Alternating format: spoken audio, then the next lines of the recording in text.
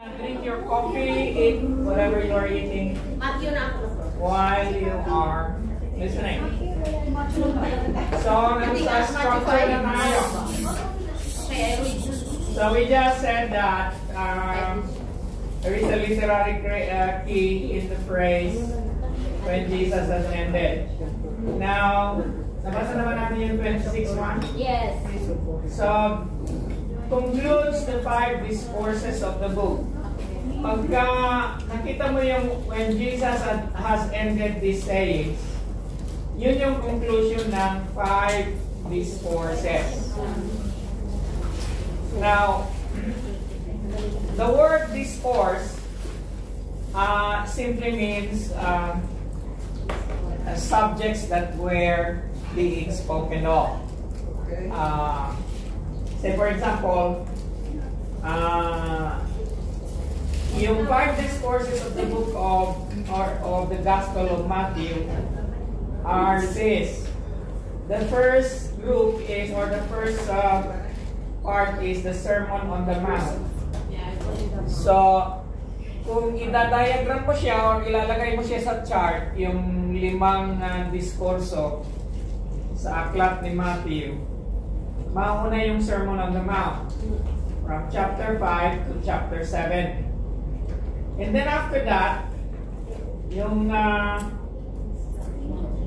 verse 28, yung sinabi na when Jesus has finished or ended this saying. And then, sunod doon yung instruction of the disciples. That is in chapter 10, verse 5 to 42.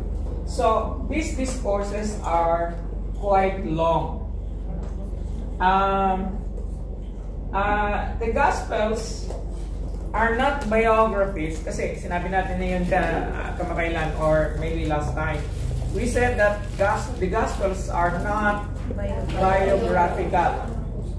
It does not talk much about the person's life and accomplishment, but it talks about the pronouncements and the speeches and the lessons that the primary character, which is the Lord Jesus Christ, is trying to tell, most especially his disciples.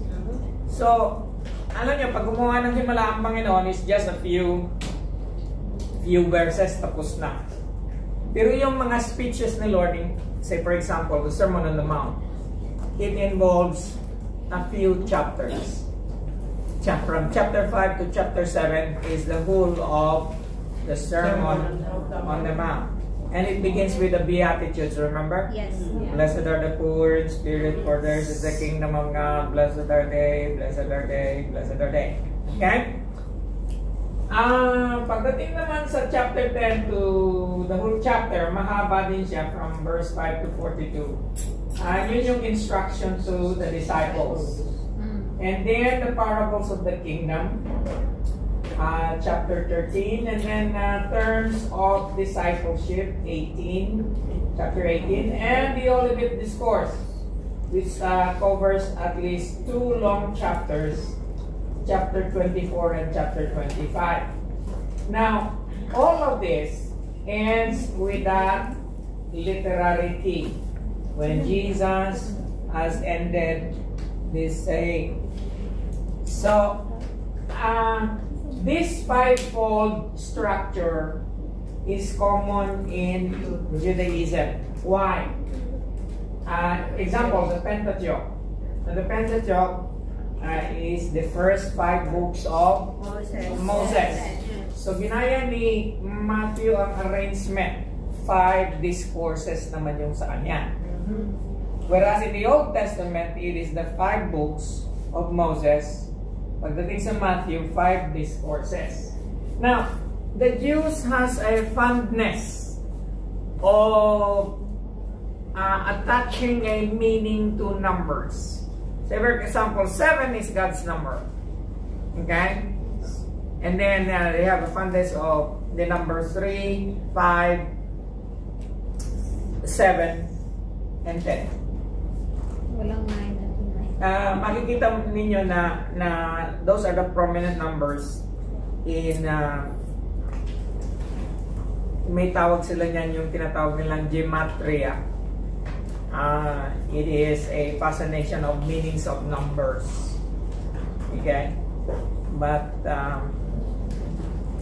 it is bordering like the study of horoscope and the study of this para kasi sa mga Hudyo, meron silang mga pamahiin and may mga kahulugan sa kanila yung numbers. Okay? So this fivefold structure is common in Judaism. Samples the Pentateuch reveals Jesus as the fulfillment of prophecy regarding becoming prophet like Moses. Ito na yung sinabi ko kanina. In Deuteronomy 18:15, you will find that Moses says to the people of Israel, a prophet is coming like me unto you, like your brothers. You must listen to him. Okay? Can you go there? Deuteronomy 18:15. The Lord your God will raise up for you a prophet like me from among you. From your fellow Israelites, you must listen to him. You must listen to him. And that is in Deuteronomy. Now, Deuteronomy is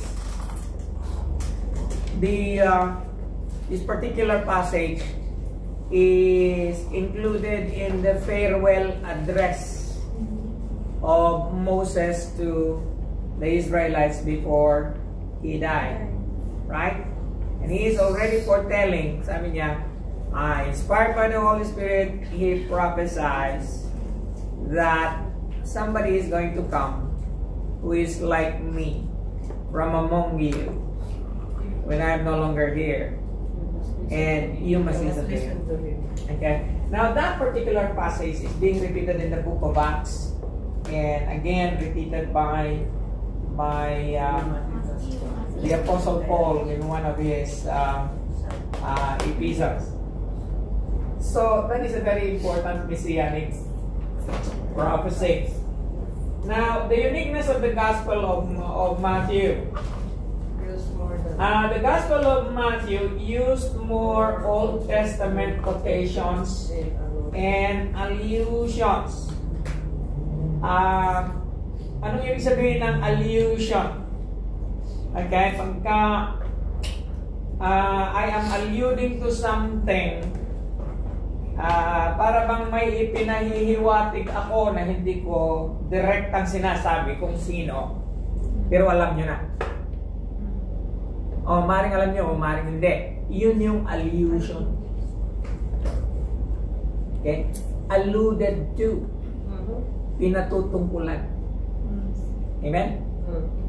Maliwanag? Yes. Okay.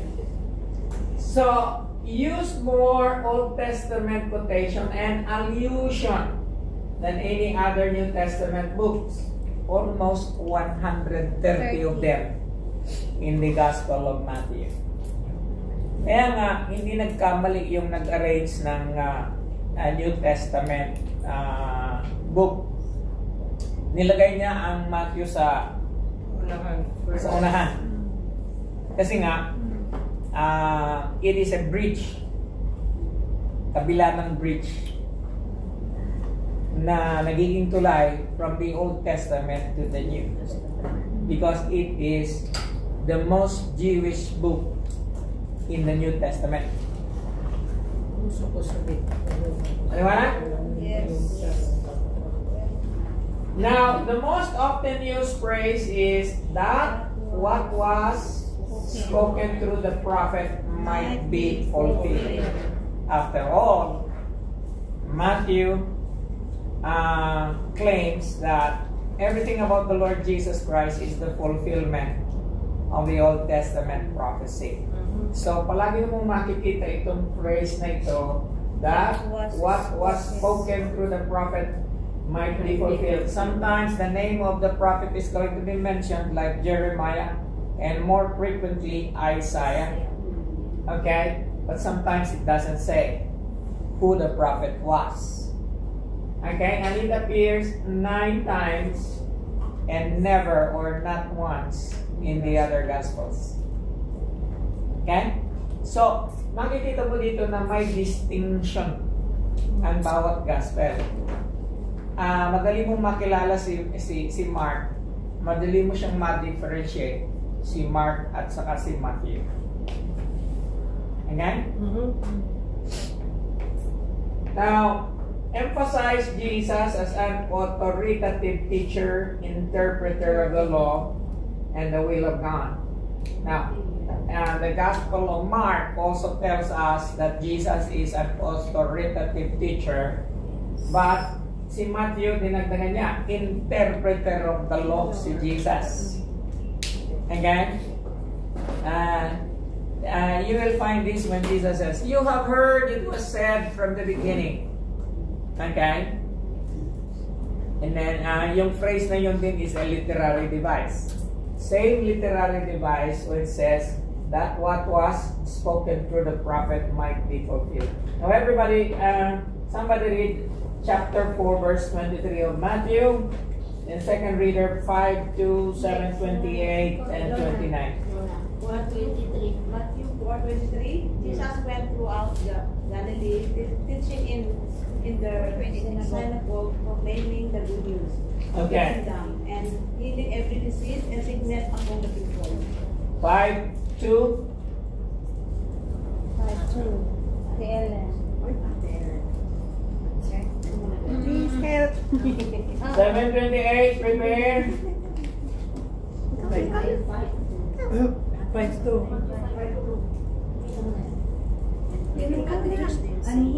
Matthew 5:2, and he began to teach them. Yun lang? Yan lang, Pastor. 7:28. When Jesus had finished saying these things, the crowds were amazed at his teaching. Verse 29. Because he taught as one who had authority and not as their teachers alone. Okay, so that phrase, they were amazed at his teaching because he taught not as one of the teachers of the law. Meaning to say, the people perceived that Jesus is even more better at teaching the Old Testament law better than the teacher of the law during those days. Now, why the law? Because there is still no New Testament during the time of Jesus la. Hello? Yes. You are already familiar. You already know that. Do you? Yes. Nung panahon ni Jesus, wala pa New Testament. Old Testament pa lang. Kaya mahalaga, kaya ang mga quotation ni Jesus ay in the scriptures are quotations from the Old Testament. Even Peter and even all of the authors in the New Testament are quoting the Old Testament. Why? Because the first book that was written in the New Testament is Galatians. And it was written already during the time that Paul was already senior. Actually, towards the end of his ministry na. Okay? Second half of his ministry, he wrote Galatians and all the other epistles. Kaya, a lot of us need to realize that the New Testament was written, most of the New Testament was written in the second half of the 1st century. And when you say second half of the 1st century, that is beginning from AD what?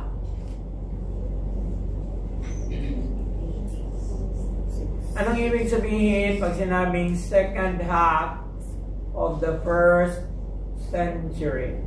1st century is what? What year? The first 100. And so when I say second half of the first 100 years, that would be 100 divided by 2. That is the beginning of the first century. The second half. The end of the second half is 100. So from AD 55, AD 100.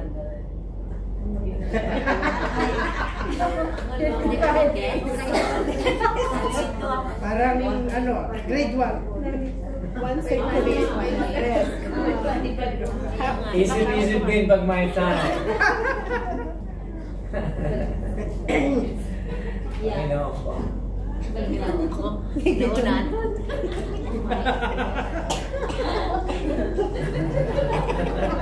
Wala tayo kang sama sila.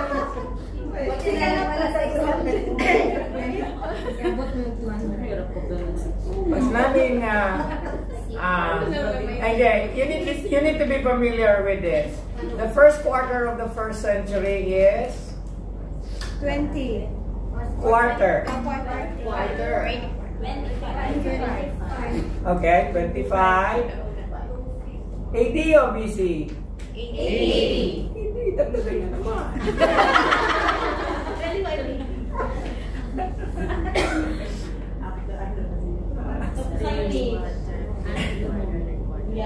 Okay.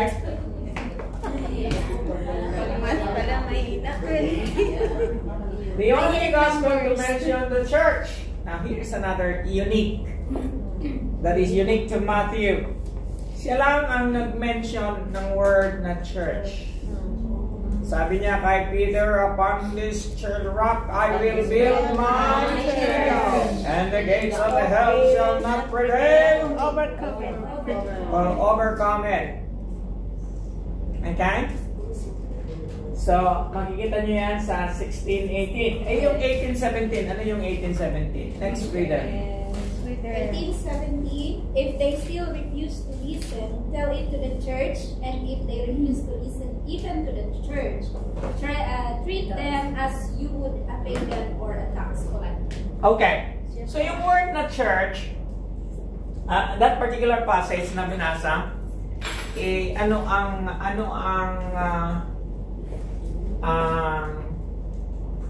background ng particular passage na yan? Dealing with sin in the church. Dealing with sin in the church. Kasi yun ang nakita mo sa heading, di ba? Okay. So, actually, that is dealing with or discipline of those who are committing error in the church. Disciplinary measure. If they do not listen to the church, di ba? Sabi dyan? Yes. Take one or sa 16. Take one or two.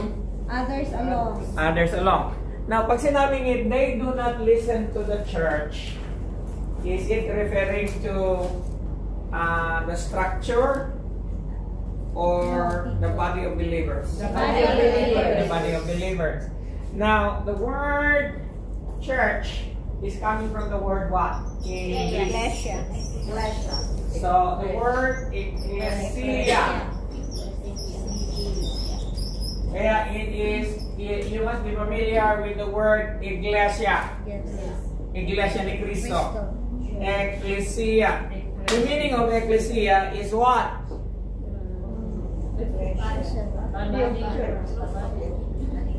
Assembly. Assembly of people. So if the people are not assembled, it is not ecclesia. It is only when we are gathered together in one purpose, in worship, are we called the ecclesia. So the ecclesia, the real ecclesia, is not the building. It is the people. Can we still have church even if we do not have a building? Yes. So, para makatipid tayo, hindi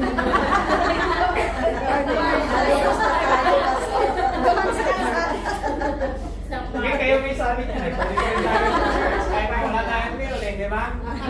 So what I'm just trying to emphasize is this. Many times, especially in the Philippines, kasi mura lang ang lugar doon, people would rather be namimili ang tao ng ecclesia. Kasi para sa kanila ang ecclesia, yung mga matatayog na building. Yes. At maganda yung car park at maraming kotseng nakalagay doon. Yun ang ecclesia.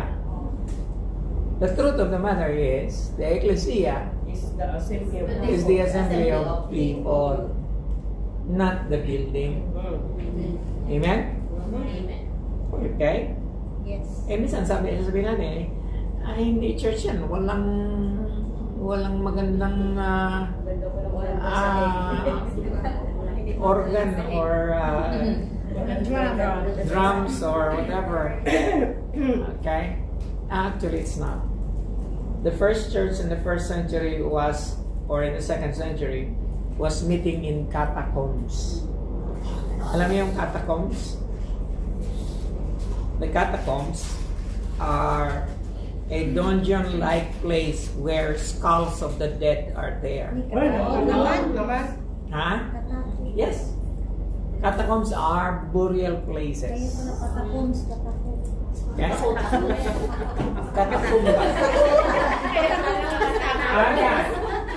Now, narrative. The only gospel don't mention the church explicitly. Now, here's another word I want you to remember. Pag sinabing explicit, anong ibig sabihin? Saan sinasabi? And then, anong ibig sabihin ng implicit? Hindi na alam. Ipinahihiyuan. Hindi diretsahang sinasabi. Implied. Okay? Pagka-explicit, tahasang sinasabi. Wala nang paligoy-ligoy o hindi siya figurative speech. Explicit. Okay? So, explicit, implicit. You need to distinguish that because we are going to use that almost every time we have another class. So, narrative, nasa tayo? And the phrase, Kingdom of Heaven, occurs 32 times in this gospel, but nowhere else in the New Testament.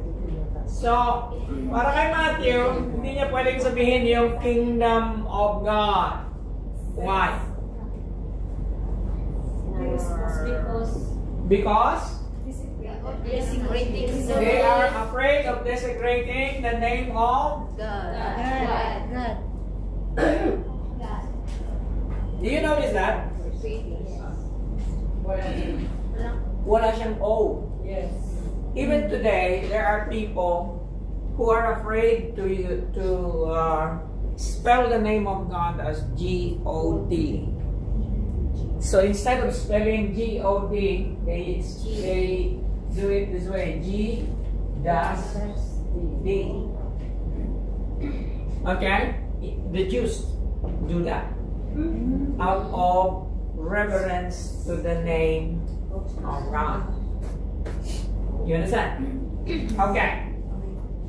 So, para kay Matthew, it is not appropriate to say Kingdom of God. So instead of saying Kingdom of God, he uses Kingdom of Heaven. And it occurs 32 times in this gospel, but nowhere else in the New Testament. But you will soon find that the other gospels use the same Kingdom of Heaven or Kingdom of God because of the translation that is being used. Okay? So, narrative not mentioned or without parallel in the other Gospels. Example, the visit of the wise men is unique to Matthew. Remember the visit of the wise men from the east? Yes. Okay. And then the flight to Egypt when Herod massacred the infants. Yes. They went to Egypt. And the Sermon on the Mount is unique to Matthew. You cannot find that in any other gospel. Okay? Now, fulfillment of prophecy was involved when Joseph and Mary went to Egypt. Now, I want you to notice this and I want you to read this. Somebody read Matthew 2:15. Matthew 2:15. And then the next one, Hosea 11:1. Where he stayed until the death of Herod, and so was fulfilled what the Lord had said through the prophet. Okay, through the prophet. Out of Egypt I called my son. So out of Egypt I called my son. Now in that particular verse in 2:15, Matthew, the writer did not mention who the prophet was. But of course, now we know who is that prophet. That was Hosea. Why? Because in Hosea 11:1, what does it say? When Israel was a child, I loved him, and out of Egypt I called my son. Okay. Now, notice that here is an obscure passage, and a reader of the Old Testament would not even consider that the particular passage in verse 1 of Hosea 11 is going to be fulfilled in the life of the Lord Jesus Christ.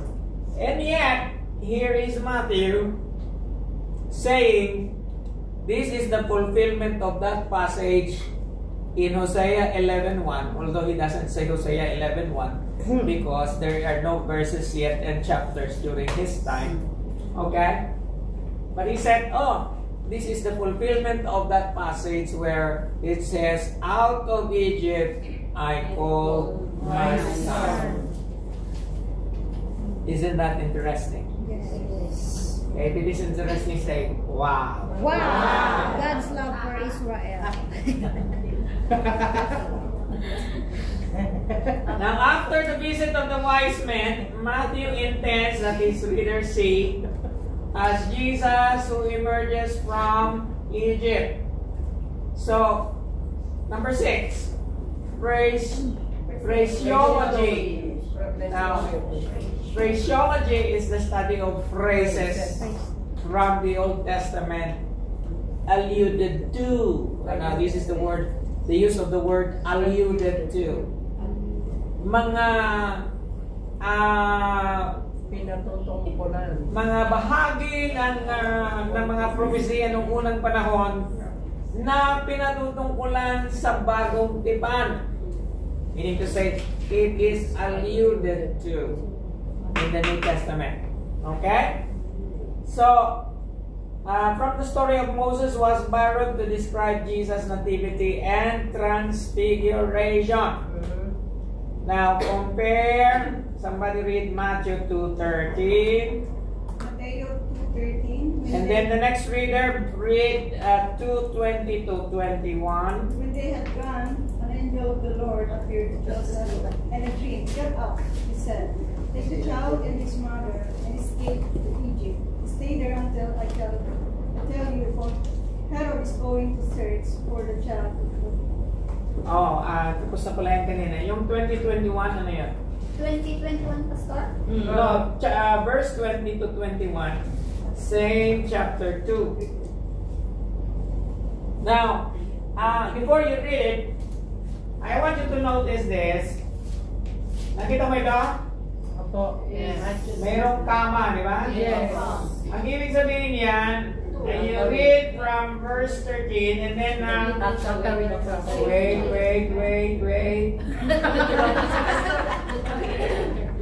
Read Matthew chapter 2 verse 13. Pagka may kama, ang ibig sabihin, susunod na babasahin mo ay verse 20 to 21. Now, you see this, ano tawag dito? Semicolon. Ibig sabihin ng semicolon, ibang chapter na naman ito.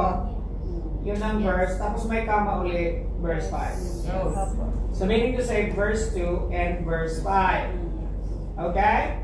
Yes. Did you get that? Yes. Para hindi ka magtatanong, chapter 20, 21 ba yan? Hindi. Kasi tingnan mo yung nakasulat, may kama. Ibig sabihin, from verse 13, go to verse 20 to 21. Maliwanag. Yes. Yes. Okay, wala nang magtatanong sa susunod. Okay. Okay, read verse 20 to 21 of chapter 2. Matthew chapter 2, verse 20 to 21. Chapter 20 says, and said, get up, take the child and his mother, and go to the land of Israel. For those who were trying to take the child's life are dead. 21. So he got up, took the child and his mother, and went to the land of Israel. Okay, next reader. Matthew 17, verse 2. There he was transfigured before them. His face shone like the sun, and his clothes became as white as the light. Verse 5. While he was still speaking, a bright cloud covered them, and a voice from the cloud said, This is my son, whom I love. With him I am well pleased. Listen to him. Okay, compare all that to Exodus 2:15. And then 4:19 to 20, and then 34 verse 29, and then Deuteronomy 18:15. See if we can see the phraseology or from the story of Moses, and it was borrowed to describe Jesus' nativity and transfiguration. Next reader, 2:15. Exodus 2:15. Meron pa pala. Sorry po. Exodus 2 verse 15. When Pharaoh heard of this, he tried to kill Moses. But Moses fled from Pharaoh and went to live in Midian, where he sat down by a well. Okay. So, ano yan? Exodus 2:15? Yes. Pakiulit-ulit. When Pharaoh heard of this, he tried to kill Moses. But Moses fled from Pharaoh and went to live in Midian, where Okay. he sat down by a well. So here is something na yung tinatawag na phraseology. It seems that Matthew borrowed a phraseology or a phrase in Exodus chapter 2:15 to describe the flight of the family, because Moses took a flight also away from Egypt. Right? Now, it is not exactly saying that this is the fulfillment of that, but he is using a phrase from the Old Testament passage in the New. Now, let's go some more to chapter 4, verse 19 to 20. Exodus 4:19 to 20. Now the Lord had said to Moses in Midian, Go back to Egypt, for all the men who wanted to kill you are dead. Okay. Did it not what is written in verse 20 to 21 of Matthew 2? Read it again. Because you forgot it, kababasa lang pero nakalimutan nyo na. 2021 daw. Angelic, Matthew 2:20 to 21. basahin mo daw ulit. 20. So, Matthew 20. Are you following? Matthew 2, verse 20. 2021. Chapter 2, verse 20 to 21 again. Matthew 2 verse 20. Matthew chapter 2 verse 20 and 21. 20 and said, Get up, take the child and his mother and go to the land of Israel. For those who were trying to take the child's life are dead. 21. 20 muna. Then read again chapter 4, verse 19 to 20. Now the Lord had said to Moses in Midian, Go back to Egypt, for all the men who wanted to kill you are dead. Okay, stop there. Is there a similar phraseology? Yes. What is the similar phraseology? Took the child, kill. Sa'yo, who took the child, yung isa? Bring the child. Bakit iba-iba ang 20. answer ninyo? Number 20. Ano ang pareha na phrase doon sa Matthew chapter 2 verse 20 to 21? Take the child. Kung i-compare mo siya sa 4:19 to 20, what is the similar phrase? Everybody! Go back to Egypt. Why? Again, read chapter 2 verse 20 to 21. And said, Get up, take the child and his mother and go to the land of Israel. For those who were trying to take the child's life are dead. Okay, next. Yung 4:19 ulit. Now the Lord had said to Moses in Midian, go back to Egypt, for all men who wanted to kill you are dead. So what is the same phrase? They are already dead. No. One by one, what is the same? The phrase, taas ang kamay. Yes, Janice? Go back to Egypt. Go back to Egypt, yes, but that is not the answer. The one who trying to take the child's life are dead. Okay, and in the, doon kay Moses, those who are trying to kill you are already dead. Does it ring a bell? Yes. Ding, ding, ding, ding. Correct? Yes. So yun ang ibig sabihin ng phraseology. The phrasing is similar. Hello?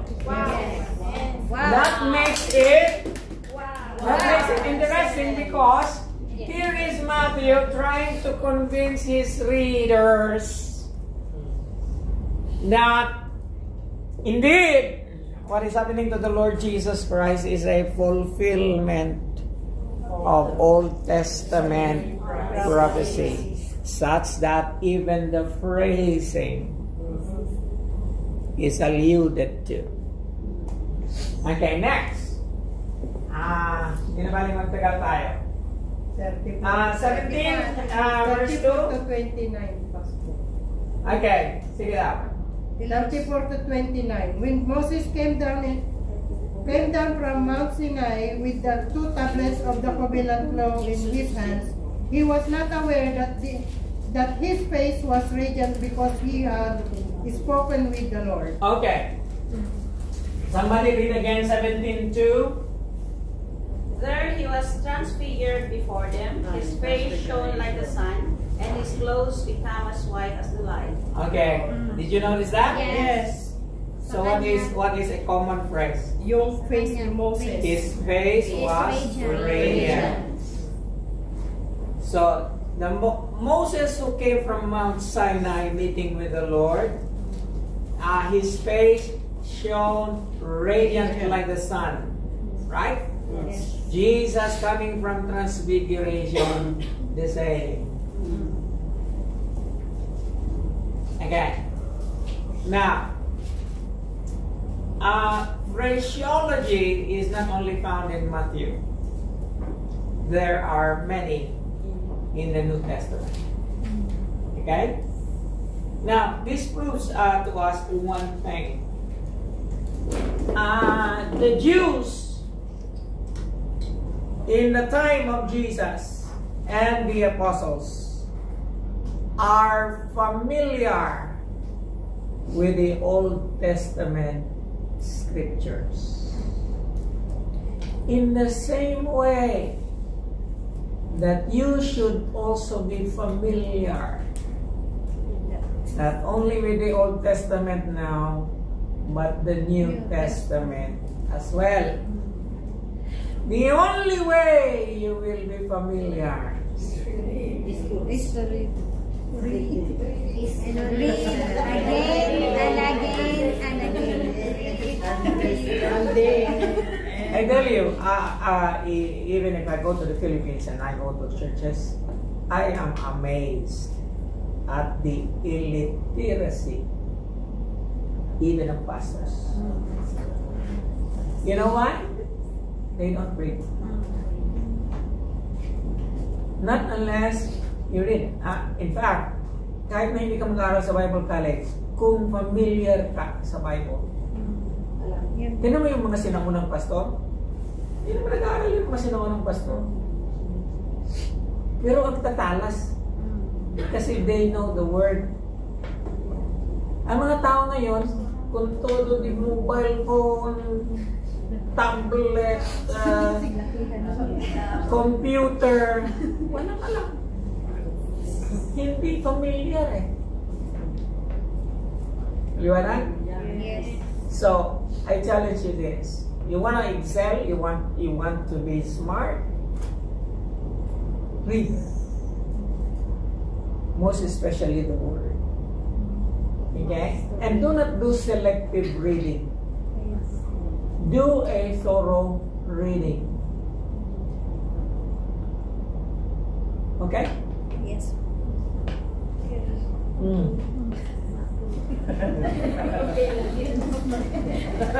Yes, Yes. Okay. Yes. Yes, we are. In the Sermon on the Mount, Jesus' teaching was set alongside Mosaic law. So, in the series of statements, you have heard that it was said to the ancients.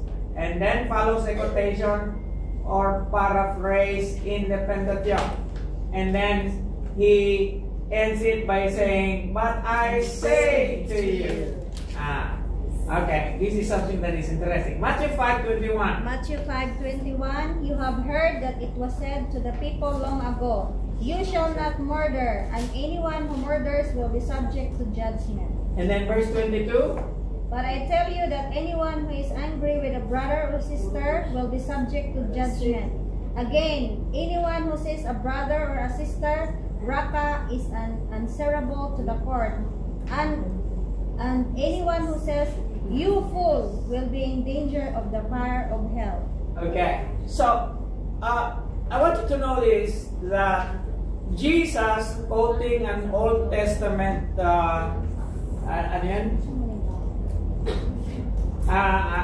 an Old Testament Mosaic law, and then adding anong tawag dyan? Mas pinalulubha niya yung batas.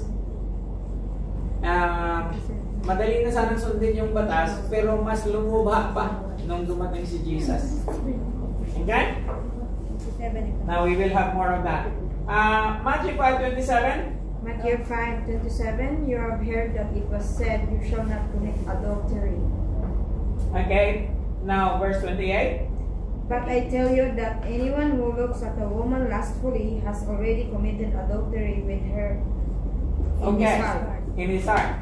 So here, it has been said a long time ago that you shall not commit adultery. Now, adultery is having a relationship, sexual relationship with someone that is not your wife or not your husband.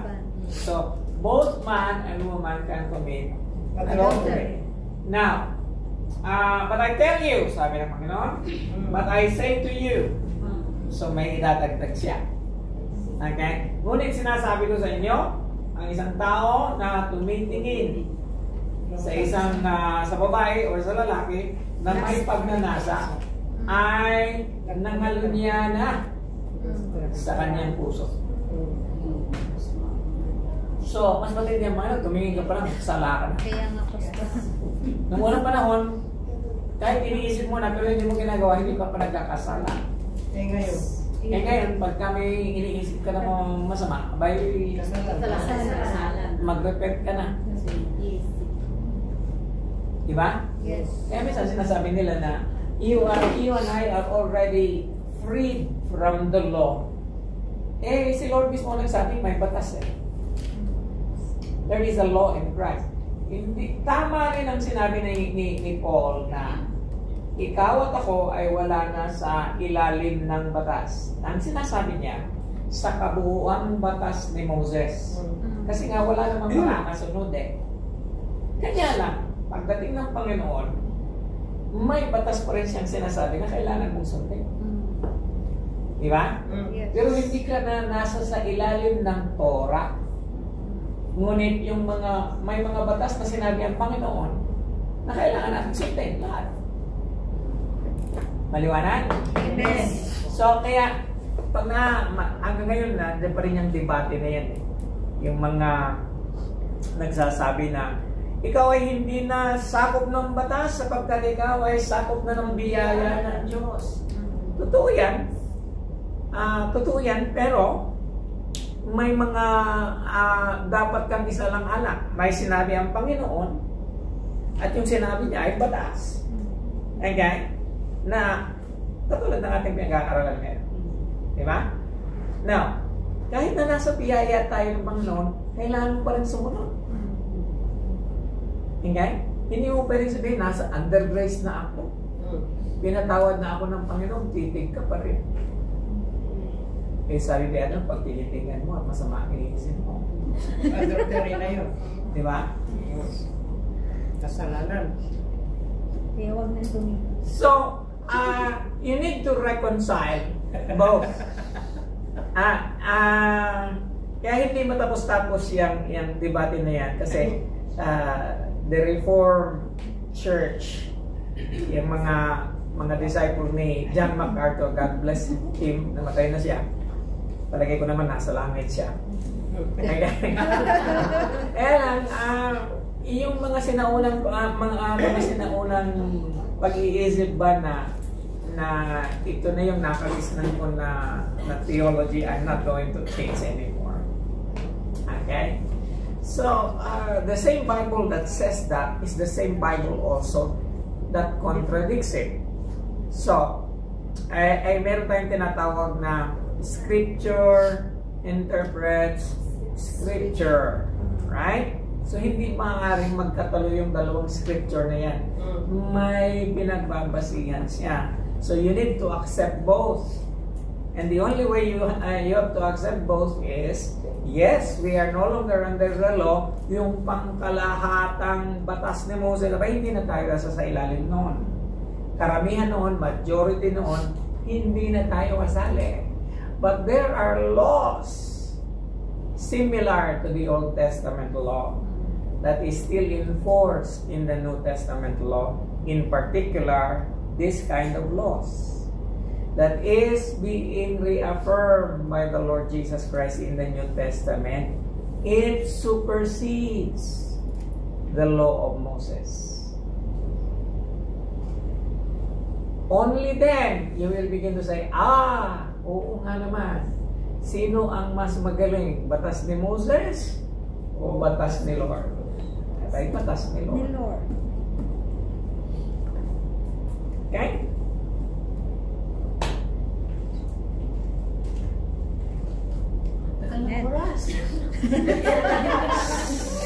Madami pa naman. May certificate tayo. May ano pa. Okay.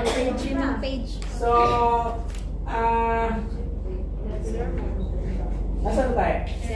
7. Number 7 na. Yes po. Okay, in the sermon ng mga tapos na yan. Verse 31. Forget it. You can read it yourself, but it's the same. Number 8. The same formula, huh? Okay. Number 8. Now, Matthew favors grouping of 3 and 7 more than the other evangelists. Jesus' genealogy is divided into 3 sections. So remember what I told you about gematria. So mahilig daw si Matthew sa numero 3 at 7. Lagi niyan tinatayaan yun.